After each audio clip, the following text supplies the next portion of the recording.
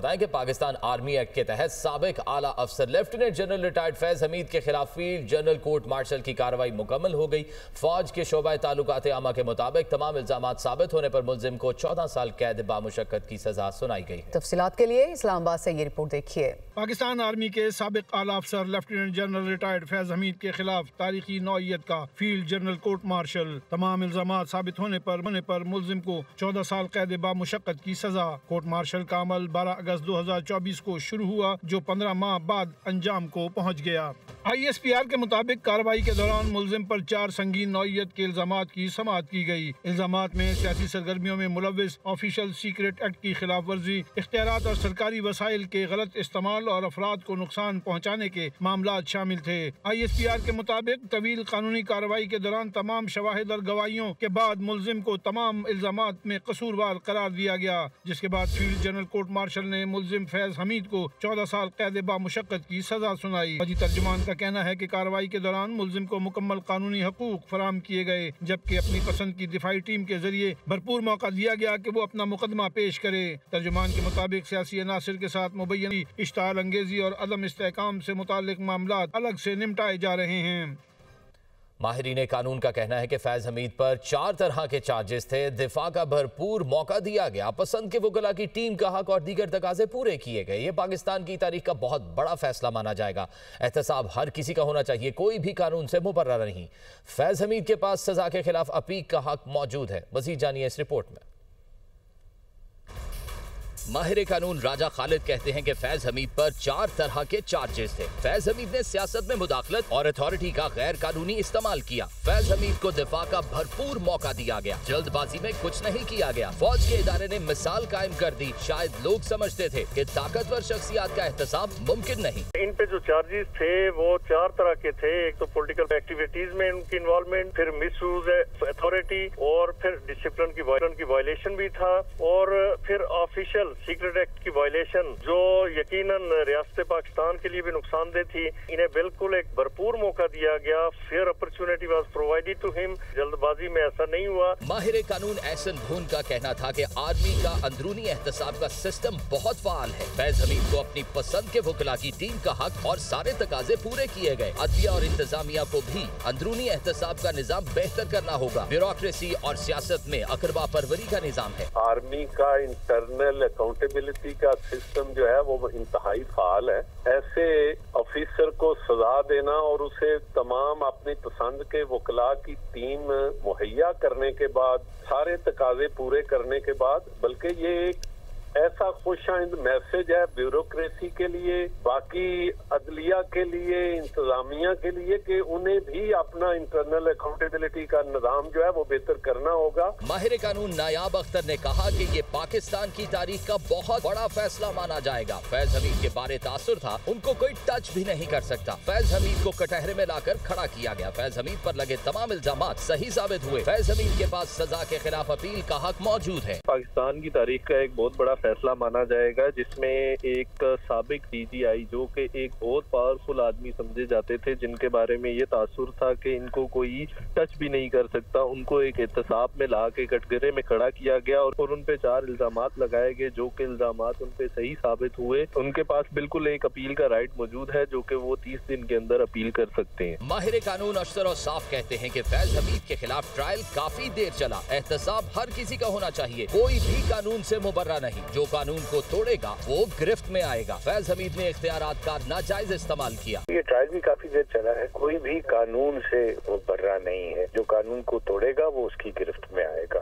जो इख्तियारात का नाजायज इस्तेमाल, नाजायज तौर पे सियासत के अंदर मिडलिंग, और जो ऑफिशियल सीक्रेट एक्ट उसकी वायलेशन के ऊपर क्या सजा दी जा सकती है, और वो भी उसको जो कि एक बहुत ही बड़े इदारे का, मुख्तदर इदारे का सरबराह रह चुका हो। उनका कहना था कि फैज हमीद बहुत बड़े इदारे के सरबराह रहे। अब देखते हैं कि अपील के ऑप्शन पर उनके वकला क्या मशवरा देते हैं।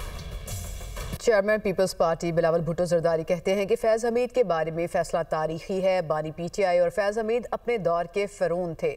फैज़ हमीद को दी गई सज़ा पैगाम है कि आइंदा ऐसी गलतियाँ ना की जाएँ।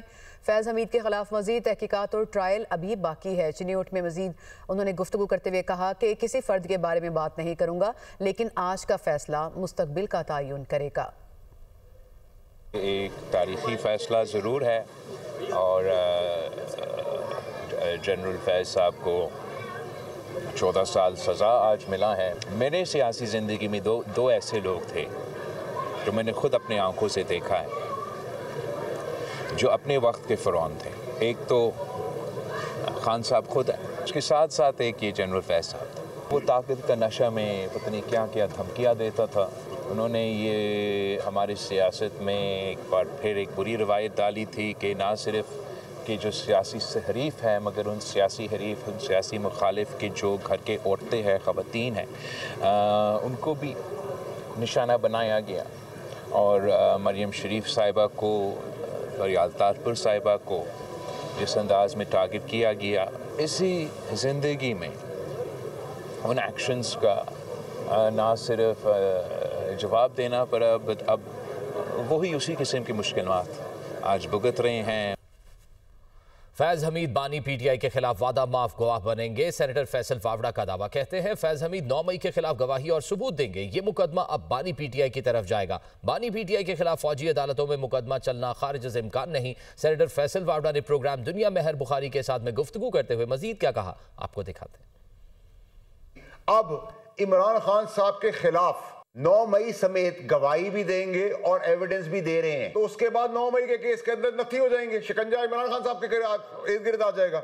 वादा माफ गवाह में उनको सजा में कोई कमी नहीं होगी। अब ये हाई कोर्ट से भी अपील कर सकते हैं, लेकिन field marshal chief of army staff से भी ये माफी की अपील कर सकते हैं। उधर से ये उम्मीद लगा सकते हैं अगर ये फील्ड मार्शल की हद तक भी साजिश होती तो डेफिनेटली बाय फार माफी थी। लेकिन जब पाकिस्तान, उसके शहीद और उसकी फौज की बारी आ जाएगी तो 0.00001% भी चांस नहीं है। Absolutely no. नालायक वजीर आला जिसको बताना पड़ता है कि मैं वजीर आला हूं, -1 के फॉर्मूले में सब चले गए हैं, उसको भी अपनी कुर्सी बचानी है। लेकिन मेरी वर्डिंग आप बड़ी क्लियर रखना, ना अहली, बैन, गवर्नर राज, 9 मई के केसेस, 9 मई के भगौड़े, उनको केपी से लाना, मंतकी अंजाम तक केसेस को पहुंचाना, गद्दारी, हिंदुस्तान से कनेक्शन, इन सब चीज़ों को आप एक पेपर पे लिख लें। जिस तरीके से आगे बढ़ेंगे डबल इम्पैक्ट से उस पर टिक लगेगा।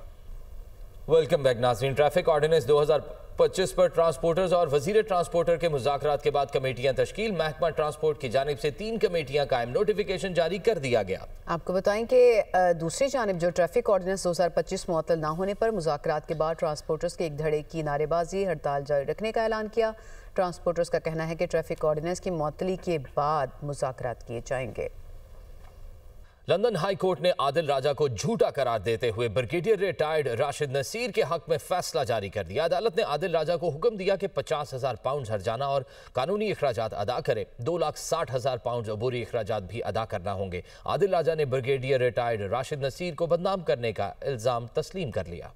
लंदन हाई कोर्ट में ब्रिगेडियर रिटायर्ड राशिद नसीर की बड़ी फतह। अदालत ने आदिल राजा को झूठा करार दे दिया। लंदन हाई कोर्ट ने आदिल राजा को हुक्म दिया है कि 50,000 पाउंड हर्जाना और भारी कानूनी अखराजात अदा करे। 2,60,000 पाउंड बतौर अबूरी अखराजात इसके अलावा अदा करना पड़ेंगे। तमाम अदायगियां 22 दिसंबर 2025 तक लाजमी करना होंगी। अदालत ने करार दिया है कि आदिल राजा की तरफ से जून 2022 को लगाए गए तमाम इल्जामात बेबुनियाद, बिला सबूत और झूठ पर मबनी थे। अदालत ने आदिल राजा को पाबंद किया है कि 28 दिन तक फैसले का खुलासा तमाम प्लेटफॉर्म्स पर नुमाया जगह पर लगाए। फैसले का लिंक हर प्लेटफॉर्म पर वाजे और नुमाया रहेगा। अदालत ने आदिल राजा को पाबंद किया है कि झूठे दावे दोहराने से बाज रहे। अदालती हुक्म न मानने पर तौहीन अदालत, जुर्माना और जेल होगी। लंदन हाई कोर्ट ने अपने फैसले में कहा, पंजाब इलेक्शन मुबैना मुलाकातों और रिजीम चेंज से मुतालिक तमाम बयानिए झूठ थे। आदिल राजा के इल्जामात का मकसद किरदार कुशी था, जिसका हकीकत से कोई ताल्लुक नहीं। यूट्यूबर आदिल राजा ने brigadier retired retired Rashid Naseer को बदनाम करने का इल्जाम तस्लीम कर लिया। आदिल राजा ने राशिद नसीर के खिलाफ लगाए इल्जामात का कोई दिफा नहीं किया। लंदन हाई कोर्ट ने आदिल राजा के लिए 2 वार्निंग्स भी जारी की। अदालती हुक्म के मुताबिक आदिल राजा ने अपने खिलाफ फैसले का खुलासा सोशल मीडिया के तमाम प्लेटफॉर्म्स पर शाया कर दिया। आदिल राजा ने कहा, हाई कोर्ट ने मुझे 9 अक्टूबर 2025 को राशिद नसीर को 50,000 पाउंड अदा करने का हुक्म दिया है।